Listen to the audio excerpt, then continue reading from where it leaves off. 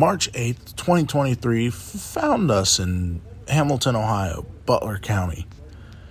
Wanted to come up here to see the new location of the B&O Depot, which they had moved a couple months prior. The new location is now on Martin Luther King Jr. Boulevard. They had to move both depots separately by taking them apart, moving the long building first and moving the second one last. It surely was a spectacle to see this thing moving, as they had to use multiple bogies with wheels to get it done. The last picture I was ever able to take of a train going by this was of a couple years prior, actually, when NS 216 was coming north to head up to New River and get onto the Newcastle district. Here it depicts that picture with the Erie Heritage Unit leading. I'm so glad I got this photo. Moving about half mile north up to Butler Street Interlocking, we find CSX Road Local L424. The L symbol means he is a local, but he is also a road freight at the same time technically, so he goes under the class as a road local.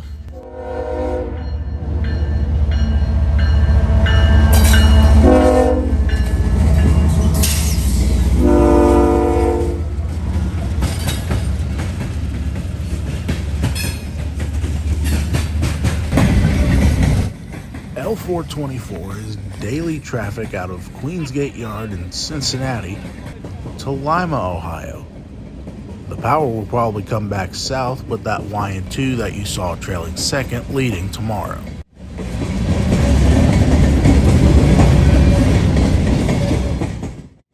Just around that corner to the left is the site of the former PCC and STL depot, built for the Pennsylvania Railroad. Pennsylvania didn't operate it until 1921 to 1971. In 1991, NS tore the depot down. As we move over there, an NS grain train heads southbound on the second-hand running. NS trains take this route south into Cincinnati to avoid congestion on CSX northbounds and other NS northbounds. Some CSX trains can even use this track. It kind of helps to avoid all the congestion of northbounds and southbounds or locals working between here and Cincinnati.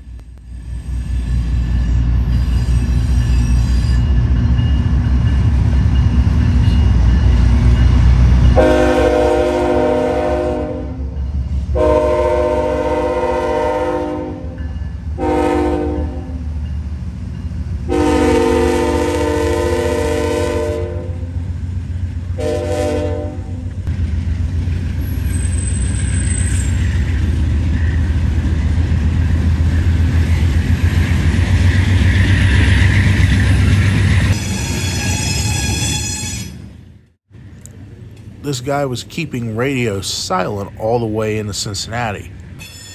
Never got his ID, so I couldn't figure out the origination or destination for him.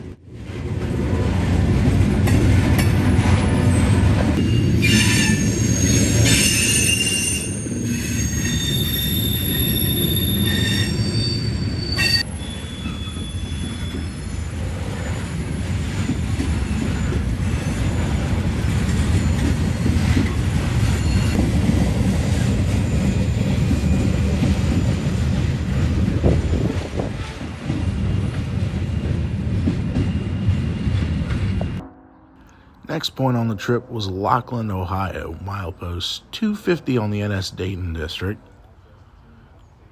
At Dave and Hirschberg Steel and Recycling. Here we caught the same grain train again coming south. We had seen him about an hour earlier, and he is just now getting permission to go past Lockland and head into Cincinnati, where he'll then get a new crew and head on into Kentucky.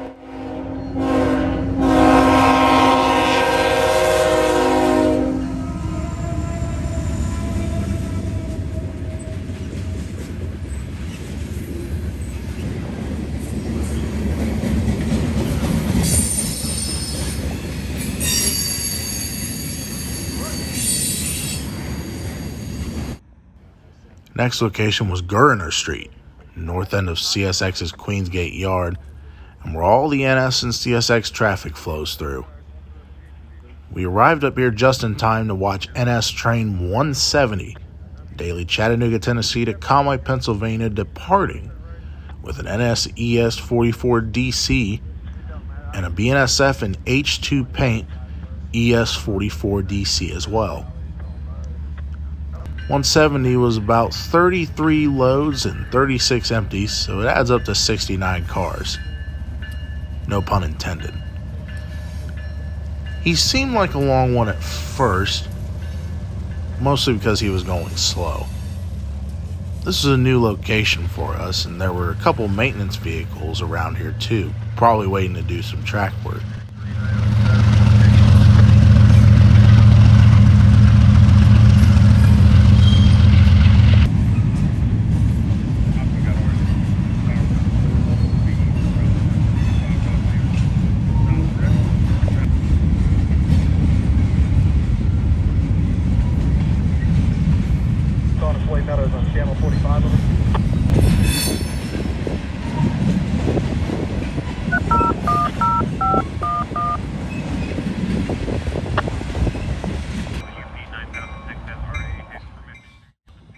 The next train after 170, at the first sight you would think it was an NS train.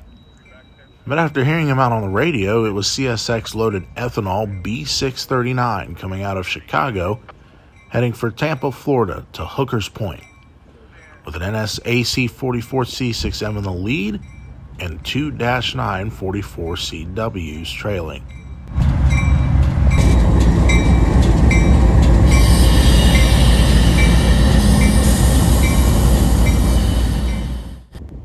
The next train up was another NS intermodal. I think it was 262, usually has one locomotive. The one locomotive today was a nice Union Pacific SD70AH, number 9006, pulling this nice long train solo.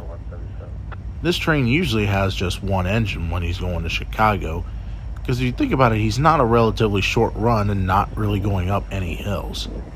He passes by B639 and makes his way on north. Now I gotta get you.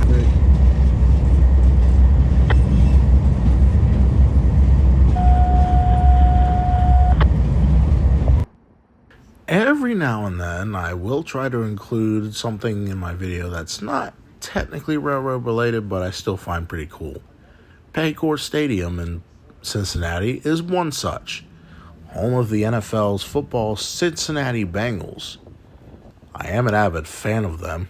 I just wanted to express that. I have a brother who has a YouTube channel who's also a Bengals fan. I'll put a link to his channel down in the description of this video. Now, where was I? Oh, right. Moving a little bit south of Paul Brown Stadium, we find B639, who had already gotten his new crew, is heading south towards Tampa, leaving the south end of Queensgate Yard. All three of those NS locomotives are in full effect, as you can tell by the black smoke coming out of them. This is a pretty cool sight, as I've never exactly filmed a train on a high bridge before when I'm at a lower elevation. It gave me a chance to try out some new angles with this guy, which I found pretty entertaining.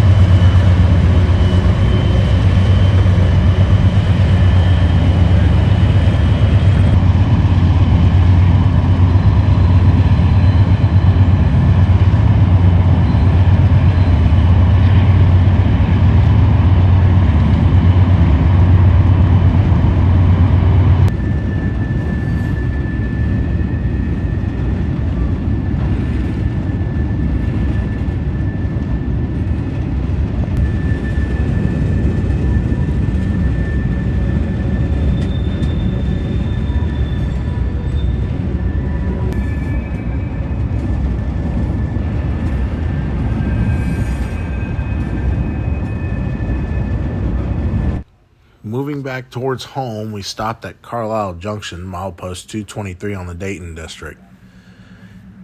Off to the right is a local waiting to cross over for an eastbound rail train that's heading towards Springfield. There was a derailment at Route 41, milepost 178, a couple days ago, and this rail train is heading out there to take new rail to lay down so a work team can install it.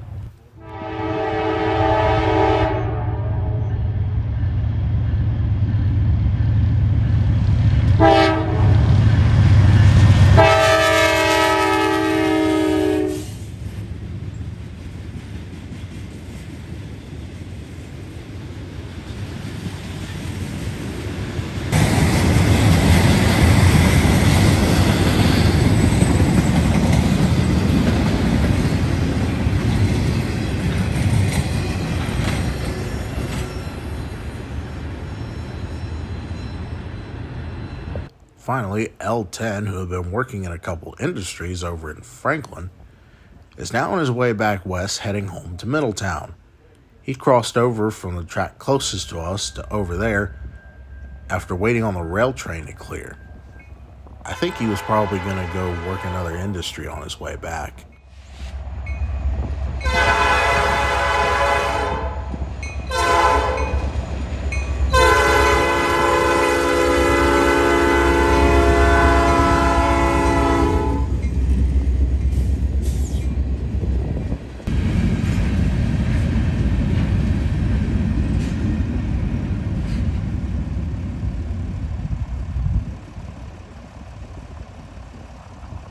Our last train of the day would be at BE 44.1, Fairview Road in Carlisle on the CSX Toledo sub.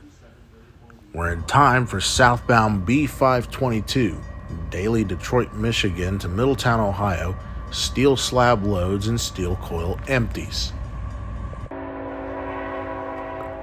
2 big ET44 ACs are all this train needs to get this thing to its destination.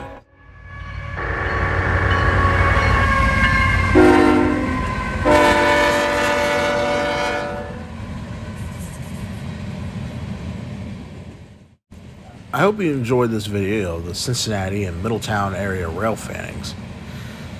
Be sure to hit the like button down below, subscribe, hit the bell for notifications when I upload a new video, and post your comments on what you think down in the description too.